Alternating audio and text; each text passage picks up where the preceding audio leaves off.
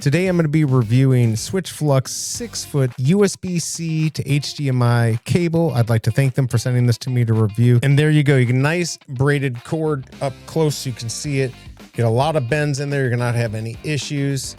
There's the HDMI. Now remember, this is C out to HDMI. So this is going to go from your computer, your phone, other devices. I'm going to put a list of everything this will work with out to, for instance, your monitor or a TV. So make sure that you have USB-C video out in order for this to work. Real easy to use, 4K, 60 Hertz. This will work with Thunderbolt full function, with DP alt mode and data transfer plus DP alt mode. It's going to work for that. Will not work with data transfer only. This also supports mirror and extend mode. This does insanely well on Amazon. Not only does it get 4.4 stars, it's got over 1,300 reviews. And last month, just this one 6-foot cord sold 5,000 plus. People are buying them. I'm not showing that these are getting returned. They come in a bunch of different sizes, so check them all out. I hope this review helps, and I'll see you next time.